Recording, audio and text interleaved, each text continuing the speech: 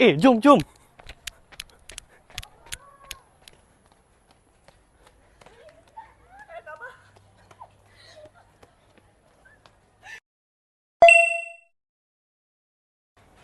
Assalamualaikum warahmatullahi wabarakatuh. Salam sejahtera dan salam Malaysia Madani.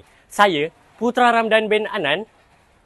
Saya Usman Hasif bin Muhammad Majid. Saya Dilzisin. Saya Siti Bazra binti Rahman. Assalamualaikum warahmatullahi taala wabarakatuh dan selamat sejahtera. Saya Cikgu Rashidah binti Ishak adalah pembimbing bagi kumpulan dari SMK Datuk Abdul Rahman Andat Sebarenggam.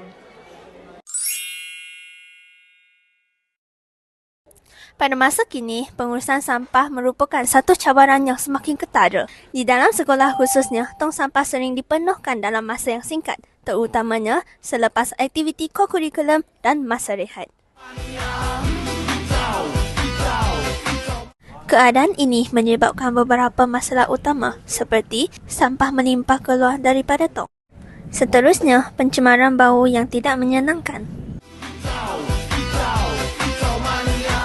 Selain itu, ruang dalam tong sampah tidak digunakan secara optimum kerana sampah tidak dimampatkan dengan baik. Produk ini merupakan tong sampah yang dilengkapi dengan sistem pemampatan automatik yang berfungsi untuk memampatkan sisa buangan supaya menjadi lebih padat di dalam tong sampah.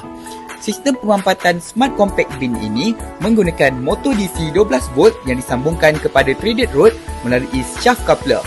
Apabila motor berputar, threaded rod turut berputar dan menyebabkan nut yang dipasang pada plat pemampat bergerak secara linear.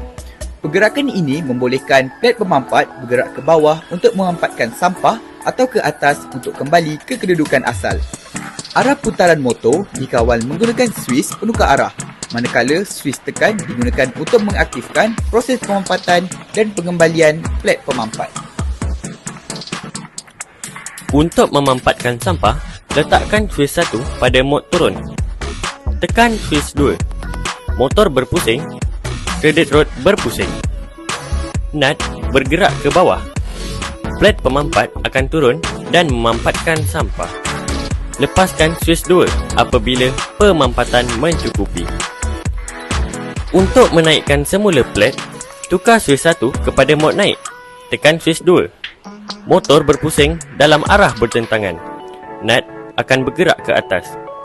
Plat pemampat naik semula ke kedudukan asal. Lepaskan swiss 2.